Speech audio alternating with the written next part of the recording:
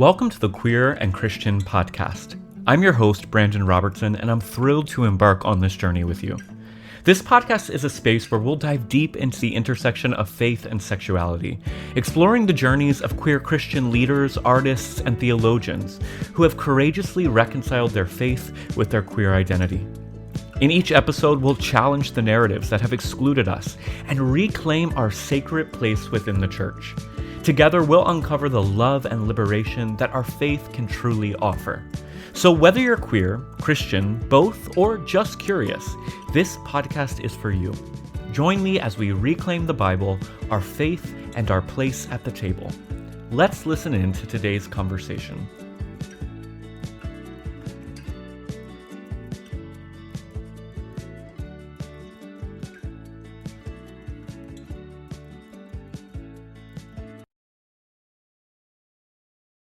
Well, welcome back to episode 3 of Queer and Christian. I'm so excited that you're joining us again as we continue on this journey to learn from the stories, the wisdom, and the insight of queer Christians from all around the world and from different Christian backgrounds.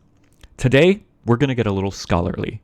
You know, I am not just a pastor, but I'm an aspiring biblical scholar. I'm pursuing my PhD in biblical studies with an emphasis on a queer lens of biblical interpretation at Drew University.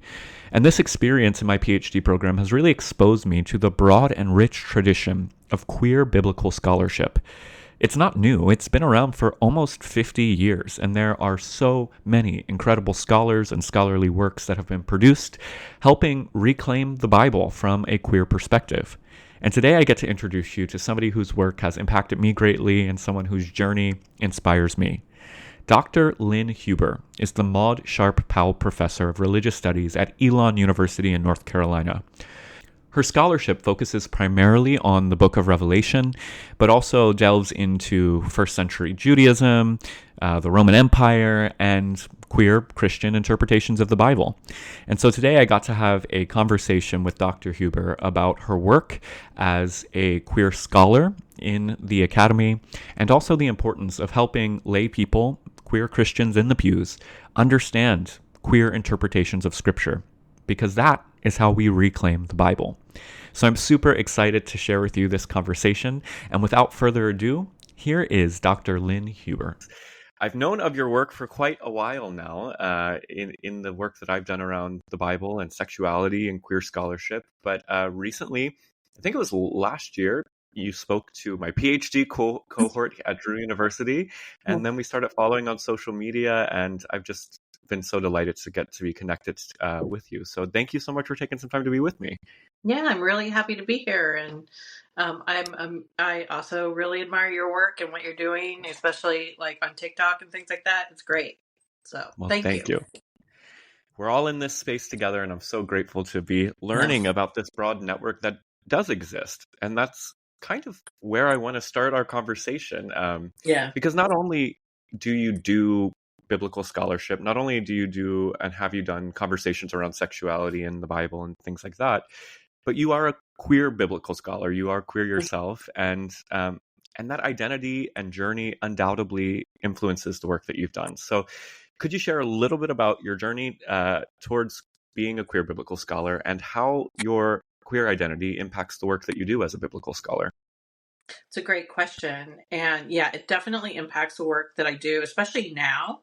I will say that when I started, I wasn't out. Like when I was in graduate school, it took me a while. I grew up in a sort of evangelical Christian context, and it took me some time to discover and be, not necessarily discover my sexuality, but be able to name it and feel okay with that. And so when I started graduate school, I didn't set out to do this. And to sort of be a queer biblical scholar, I just was doing biblical studies and was focused on Revelation. And it's just, and my first, like my dissertation and then my book, first book, really don't engage queer interpretation at all. In fact, you could probably say they're very not queer. And it was only just sort of after time. And it wasn't because anybody was like stopping me. It's just, again, I think you see in a person's work, sort of the trajectory of their work, Mm. sort of the trajectory of their identity as well, maybe.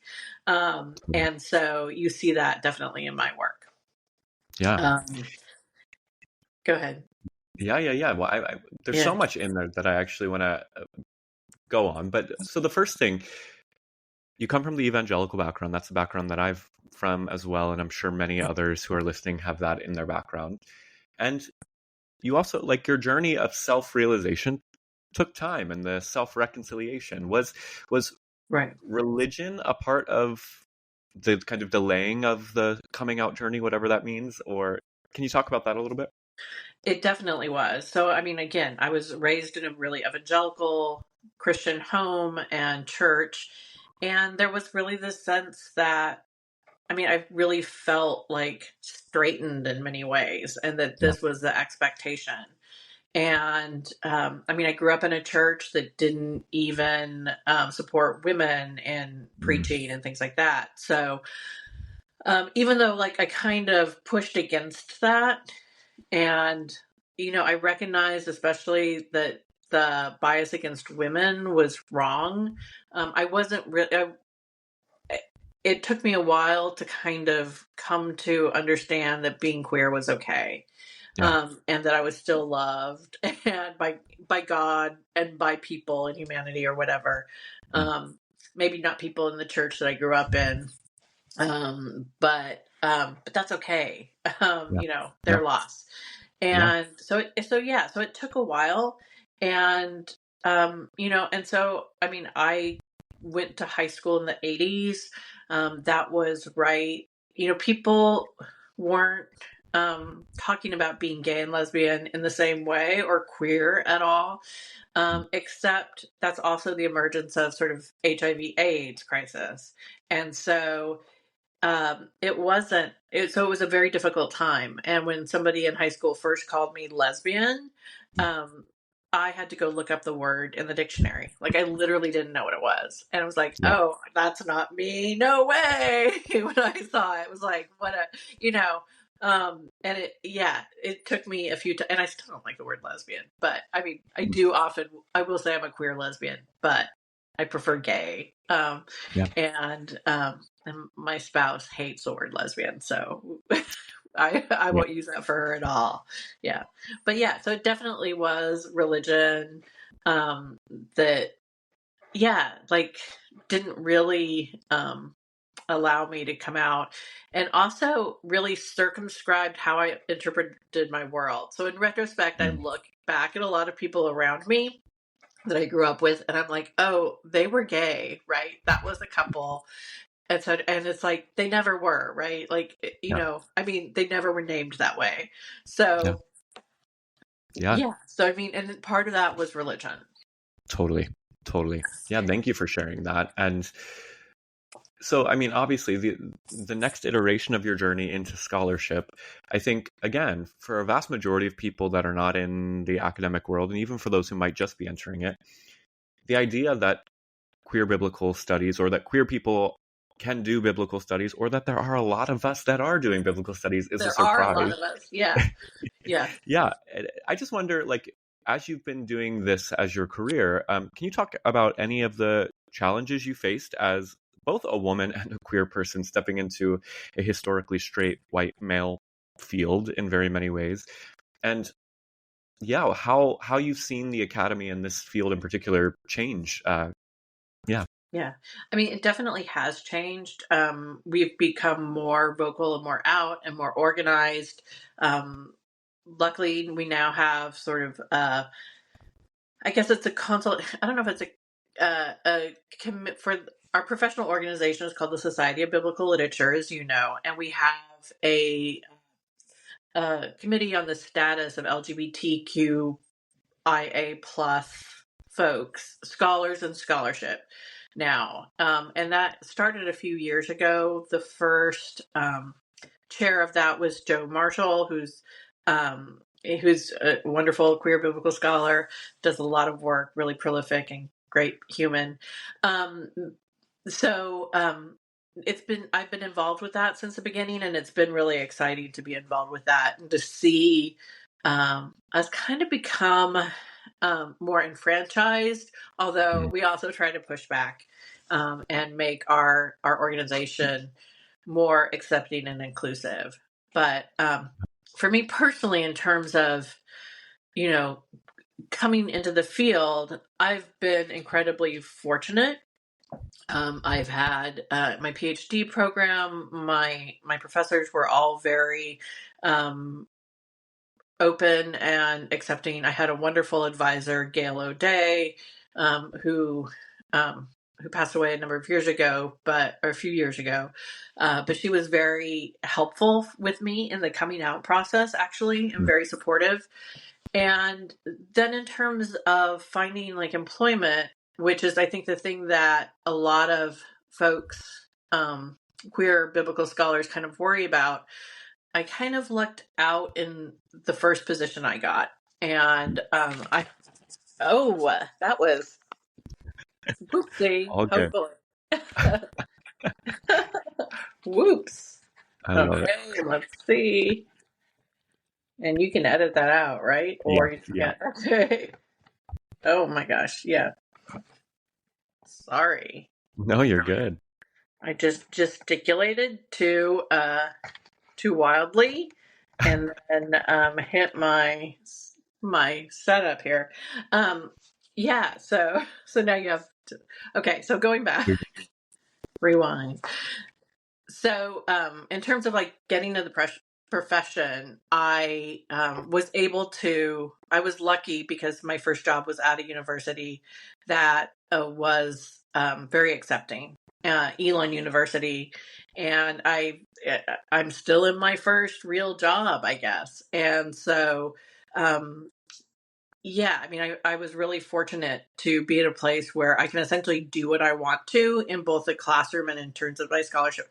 And when I say do what I want to, I can't really do what I want to, but I mean, in terms of teaching, there's no, we're a progressive university. There's acceptance of LGBTQ plus identities, and including that in my teaching isn't an issue. And I do teach classes on like sex and gender in the ancient world. And we talk about queer interpretation of the Bible and talk about, you know, gender and sex in the ancient world in ways that are really open. So, yeah, so I've been very fortunate in that way. And feel like for the most part, I haven't had much pushback. Of course, like in terms of my colleagues in biblical studies, I mean, surely there are some who appreciate my work and some who just are like probably wouldn't even pick up anything I'm doing because they're just not interested if it is explicitly queer. So, and whatever. Yeah. I mean, I think what a gift. I think back to like my undergrad experience, and it would have been so transformative. And indeed it was when I got to grad school and I did get to have a class on gender and sexuality in the ancient world and then in the biblical text. Just how eye-opening it is for straight and queer folks alike. And right. So what a gift for your students to be able to have those conversations with you. And that's kind of where I want to take this next question. Because I'm actually very interested in the different approaches we take as queer people working in the religious space to helping people reconcile their biblical objections to homosexuality with their own identity. If you had a student come to you today and say, listen, I come from an evangelical background. The Bible is clear. My parents say the Bible is clear. My church said it was clear. What do I do? How would you address that situation? That's a really good question. That's a great question. In part, I'm not, since I'm a professor and not a counselor or a pastoral counselor or a pastor. I try to be very mindful of my boundaries, right? In terms of what I say and advise. I will often encourage students to do reading or engage podcasts like these. We also have an organization on campus for queer religious students called Spirit and Pride, and I'll encourage students to reach out to them. as well as our chaplain's office. And in part, it has to do with not as much sexuality as it does my role Yeah. in religious studies, and not being sort of somebody who advocates for a particular religious tradition or proselytizes. Yeah. So that's where kind of the issue is. Of course, I am a self-revealer. And so my students know my identity. Often they will know a little bit of my story. And so they do sometimes come to me, and I do share some of my story. Yeah. Um, and so, yeah, so it's like this balance, right, of trying to Yeah. encourage students to kind of um, to avail themselves of the resources and the support systems, but also, trying to be a support. And I do have students who come to me, um, or will later once they've graduated or left my class, come back and say, this was really meaningful to me, and it was just helpful to hear Yeah. this. And so, in fact, I get that, I think, more than I Mm. get people coming to me in the moment and saying Yeah. this. And partly it's because we are at a really well-resourced university in terms of religion and also LGBTQ plus identities, that there's a lot of places for them to go. Sure. So, yeah, but I just do encourage them to sort of, you know, find that network of support too. Yeah. And I think that that's one of the most important things. You can't, you need the people around you who are going to support you and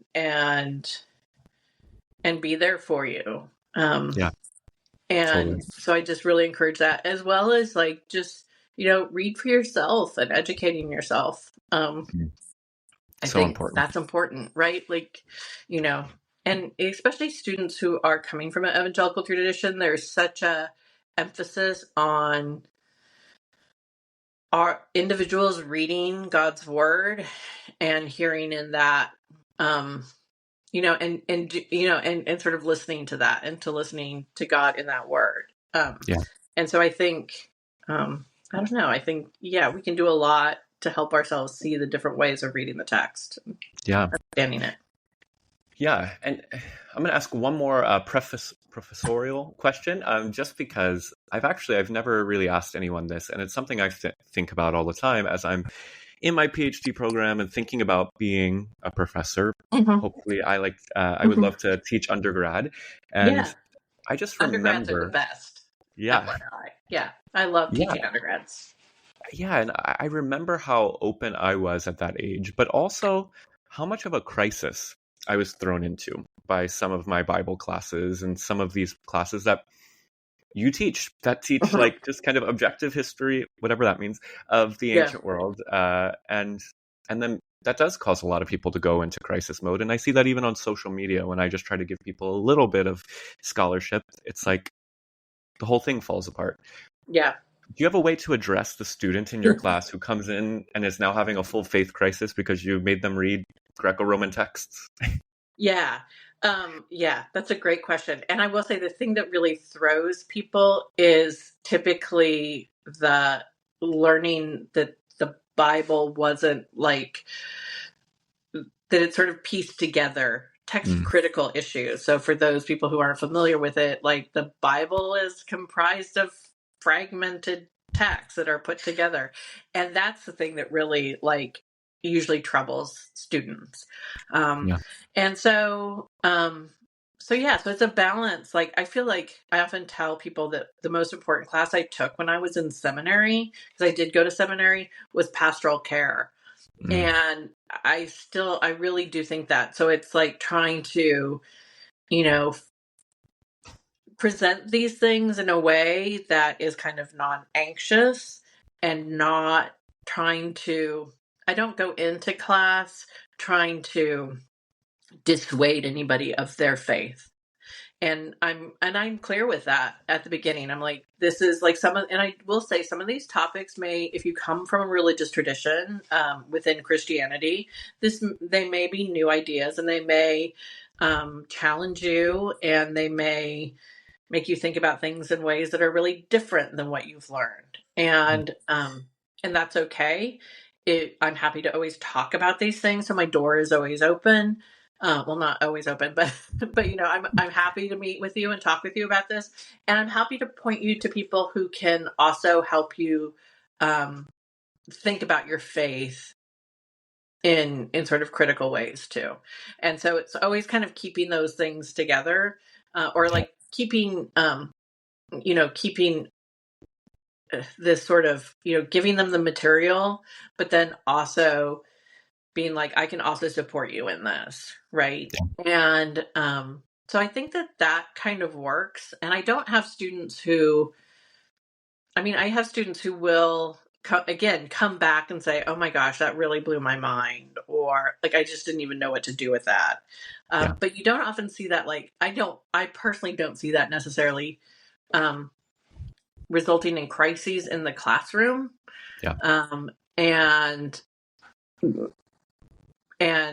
But it definitely pushes some of them. And sometimes I think it's hard for them to get at what the so what of these things is. Like, they can't, like, they hear, oh, the biblical text, like there's no single, we don't have an original copy of a gospel. It takes them quite some time to figure out what the implications of that claim is. And so it happens over time. And sometimes students don't get what that means really until they're outside of the classroom. Totally. So it's like this pastoral care, but also, presenting the information to them, and in ways, again, that are kind of non-anxious and just trying to, and non-confrontational, right? So totally. I love that. Yeah. And now this might be a very personal question. You answer as much as you would like to on this one, but like the other reality that evangelicals really instill a fear of some of this kind of education that we all are engaged in, because it does invite transgressing orthodoxy, and it does actually lead a lot of people away from faith, frankly, and that's just true. How has your religious journey personally been impacted as you've both come out as queer, as you've done biblical scholarship, as your life has progressed? What does that look like for you today? Yeah, that is a good question. I keeps on saying that's a good question after all of these questions. They're all great. So I've had like a complicated history with the church. Part of that is also because not just being evangelical and gay, I grew up in a household that was also thought a lot about the end times, and in a church that thought about the end times. And when I went to college, it was at a time when Jesus was supposed to return. And so there's also a lot of like millenarian kind of things going on with me, or like formerly. So that's another piece of the puzzle. And so, so I currently don't go to church. And part of that's because I'm in a place where I've had a difficult time finding a congregation. I'd like to be part of a congregation, and but I don't really practice in community anymore. Sure. I'm also married to, my spouse is a former Mormon, and so there's a whole history there, and she's very much into kind of spiritual practices. And so that is like healing practices and things like that. So that's more of the spirituality that I'm in touch with at the moment, or at least sort of, I'm definitely, when we talk about our relationship, I'm the person who's very kind of agnostic about a lot of things, and she's very spiritual. And so I kind of let her do some of that work for us, honestly. But I do call myself a Christian, and I do believe myself to be a Christian.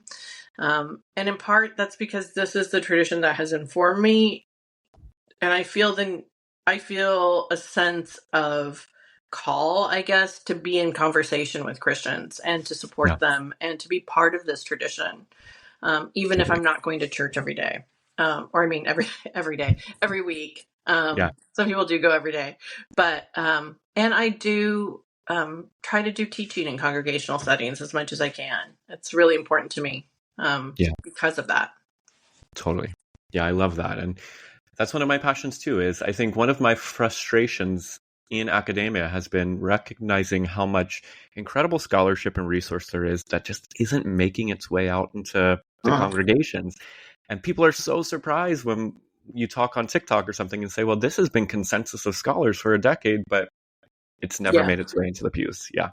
That's what I love what you're doing. I love also Bible for Normal People. They do Oh, a lot so of good. that as well. And yeah, so they got me to do I did a lecture last summer and I did a couple TikToks. And one of my sabbatical goals was to try to get back on TikTok to do some Yes. pieces on Revelation. But Yeah. yeah, I haven't. Yeah. So, but maybe I still have some time. So we'll Call see. me if you need some help or encouragement on it. I would love to Okay, I help. will. Yeah, Your yeah. your Revelation stuff is great, and I wanted to get into it, but this particular conversation is like a little bit removed from the weeds of Revelation, but That's it's okay. incredible stuff. To those who are listening, check out the commentary on Revelation. It's anti-patriarchal. It's such a profound reading of the text. So Thank you. Thank you. yeah, the kind of last thing I want to ask is that there are one of the most encouraging things is that we're living in an era, and like TikTok has shown me this too, that the next generation is not shallow, that they want Yes, to know these things. They I want to love. do the right. Yes, yes. And what do you say to the young high school student right now that is considering maybe a career in biblical scholarship, or at least devoting some time to look into the issues, particularly around sexuality and Christianity? How do you get started? And what do you say to the young person who's hungry for more depth around this? I'd say read Yeah. or like and when I mean read, I also mean like watch and hear and engage the scholarship that's around you, like feed yourself, but also reach out to people. Mm, I think a lot of us in the field right now, especially those of us who are queer on the LGBTQ plus, um, we do try to support each other and try to be friendly. So I'd say reach out, right? I think you can find conversation partners mm, and people who are happy to mentor you. Make yourself known and don't be afraid to email that person and be like, I really enjoyed what I read of yours. But yeah, I'm really hopeful about sort of the younger generation. It's exciting to see the variety of perspectives and life stories that are bringing people into the study of religion, the study of the Bible, and yeah, I am really hopeful and think that's. I mean, obviously, the children are our future, according to you know our mm. goddess Whitney Houston, and I totally believe that, and am so thankful. Yeah, Yeah. that Yeah. there's this sort of energy, an energy for challenging the system, but also learning and sharing knowledge. Right. I'm not necessarily confident that biblical studies. I'm not confident at all that biblical studies, as we know it. Sorry, Brandon, will be the same Yeah. and is going to continue and be a thing. But I think sort of these alternative ways of sharing information and educating people are really important. And yeah, and I think just continuing to find these new venues is important and great. Yeah. And I'll just say to all the young people listening, you need to go to school for biblical studies so that I can have a job in 10 years. Thank you. Yes, yes, yes, yes, yes, yes. Yeah. Well, seriously, your work broadly, and the witness you hold in this space and in this conversation is so meaningful. And I'm grateful for your work in my life, and I'm so excited to be able to have this conversation with you today. So thank you so much for your time. Yeah, well, I'm excited for your book that's coming out, and or will be out by the time this is out. I'm not sure, but I'm really excited for it, and really excited to see where the future takes you. Well, thank you, and I'm excited to be in this with you. Well, friends, thank you so much for listening in to today's episode of the Queer and Christian podcast. I hope you found this conversation inspiring and insightful. And if you'd like to learn more about today's guest, go to our show notes where you'll find a biography and a link to all of their incredible work. And if you'd like to learn more about my forthcoming book, Queer and Christian, Reclaiming the Bible, Our Faith, and Our Place at the Table, you can head over to queerchristian.org, where you can pre-order the book and find a ton of other resources to help you on your journey to reconciling your faith and your queer identity. Until next time, thanks for listening.